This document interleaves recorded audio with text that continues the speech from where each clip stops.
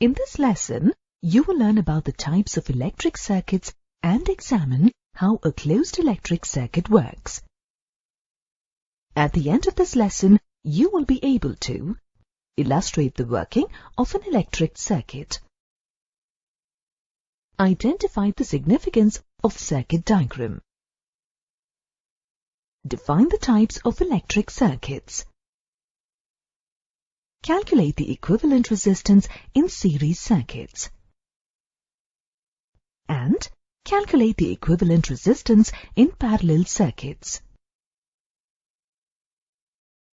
The electric current in a circuit is due to potential difference between two terminals of the battery. To illustrate the concept of potential difference and the nature of an electric circuit, consider two metal plates positioned parallel to each other. Each of these plates carries an opposite charge, one positive and the other negative. This arrangement of charge plates creates an electric field in the region between the plates. This field is directed away from the positive plate and towards the negative plate. A negative charge from the negatively charged plate moves towards the positive plate. This occurs without the need of energy in the form of work. It occurs naturally and thus lowers the potential energy of the charge. In the given arrangement, the positive plate is at higher potential and the negative plate is at lower potential. Thus, there is a difference in electric potential between the two locations. Now let's connect these plates using a metal wire. On connecting these plates, the wire serves as a sort of pipe for the flow of charge. Gradually, negative charges move from the negative plate through the charge pipe to the positive plate. As a negative charge leaves the lower plate, the plate becomes less negatively charged. Similarly, as a negative charge reaches the positive plate, the plate becomes less positively charged. The amount of positive and negative charge on the two plates slowly diminishes. Eventually, the electric field between the plates becomes so small that there is no observable motion of charge between the two plates. The plates ultimately lose their charge and reach the same electric potential. In the absence of an electric potential difference, there will be no charge flow. This illustration demonstrates the working of an electric circuit.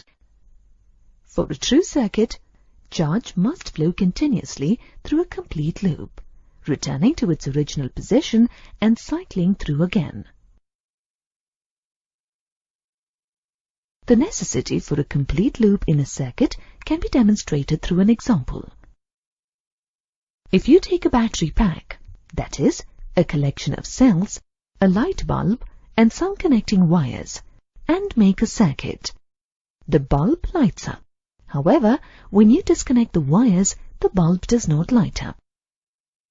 The fact that the bulb lights up and remains lit when the wires are connected is evidence that charge is flowing through the bulb's filament and that an electric current has been established. A closed loop through which charge can continuously move is referred to as a closed circuit. If the loop is not complete, then charge stops flowing, and such a circuit is known as an open circuit. Also, for continuous flow of charge, there should be an electric potential difference across the two ends of the circuit. This potential difference is usually maintained by the use of a cell or a battery. Constructing an electric circuit can be a complex task, as a circuit uses various kinds of electrical components. A diagram is drawn to represent the components and flow in a schematic form. This schematic representation of various electrical components using suitable symbols is called a circuit diagram. Circuits that consist of just one battery and one load resistance are very simple to analyze, but they are usually not found in practical applications. Most often, you find circuits with more than two components. You can connect the components in a circuit in two ways: in series and in parallel. Let us first examine a series circuit. In a series circuit, each device is connected such that there is only one pathway through which current can traverse the external circuit.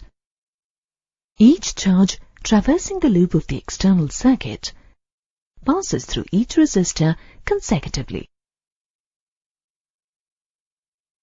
In a parallel circuit, each resistor is placed in its own separate branch.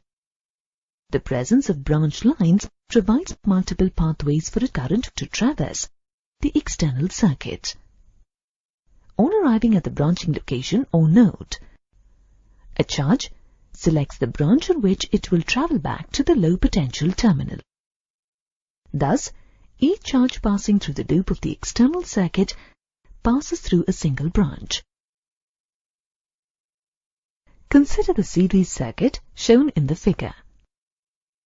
Since there is only one pathway through the circuit, every charge encounters the resistance of every device. Therefore, adding more devices results in a larger overall or net resistance. This increased resistance serves to reduce the rate at which charge flows. That is, it serves to reduce the electric current. The rate at which charge flows through the external circuit is the same all through. The amount of current varies inversely with the amount of overall resistance.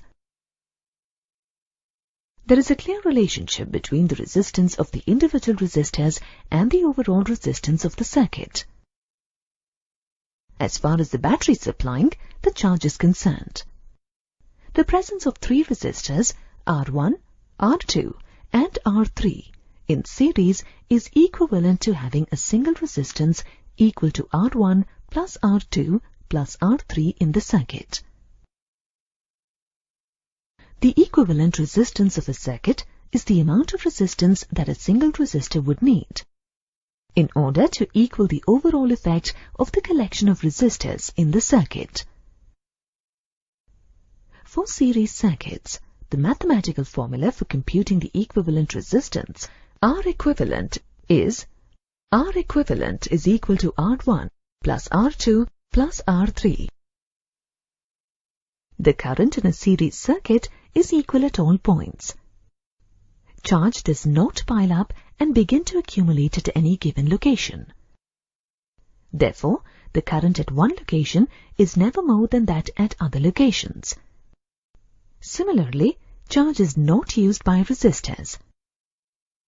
Therefore, the current at one location is never less than that at other locations. Thus, charges can be thought of as marching together through the wires of an electric circuit, all at the same rate. The amount of current flowing through the circuit is the same at all points. The current in the first resistor is equal to the current in the last resistor and the current in the battery. That is, the total current passing through a circuit is equal to the current at any point in the circuit. Mathematically, you can write I total is equal to I1 is equal to I2 is equal to I3. You can calculate the current if the battery voltage and the resistance of individual resistors are known. Using the individual resistor values and the equation above, you can compute the equivalent resistance. Additionally, using Ohm's law, the current in the battery, and thus through every resistor, can be determined by finding the ratio of the battery voltage and the equivalent resistance. That is, I battery is equal to I1 is equal to I2 is equal to I3 is equal to V battery divided by R equivalent. In a series circuit, the battery supplies energy to the charge to move it through the cells and to establish an electric potential difference across the two ends of the external circuit. As the charge moves through the external circuit, it encounters a loss of electric potential. This loss in electric potential is referred to as voltage drop. If an electric circuit powered by a battery V is equipped with more than one resistor in series, then the cumulative loss of electric potential is V volts. Thus, there is a voltage drop for each resistor, but the sum of these voltage drops is V volts. The same as the voltage rating of the battery. The total voltage drop of the circuit can be expressed mathematically as V is equal to V1 plus V2 plus V3, where each voltage drop is equal to the product of the total current in the circuit and the resistance in the respective resistor. Substituting the values of individual voltage drops in this expression, you get IR is equal to IR1 plus IR2 plus IR3.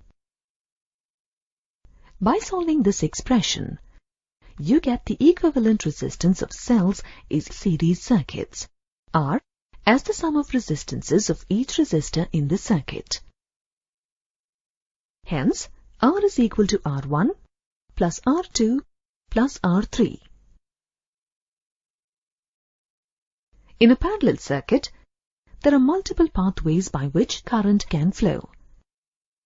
If you add another resistor in a separate branch, it provides another pathway for the charge to flow. Therefore, when more resistors are added to a parallel circuit, the overall resistance decreases. This decreased resistance increases the current. This phenomenon can be explained using the example of tollways. A toll booth provides resistance to car flow on a tollway. Adding more toll booths in a toll station will provide more pathways for cars to drive through. These additional toll booths will decrease the overall resistance to car flow and increase the rate at which they go through. Similarly, in a parallel circuit, charges divide up into separate branches. Based on the resistor in each branch, the current across branches can vary.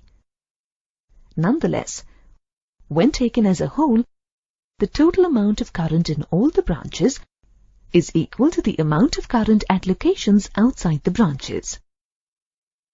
Thus, the amount of current in the circuit is the same across all points outside the branches.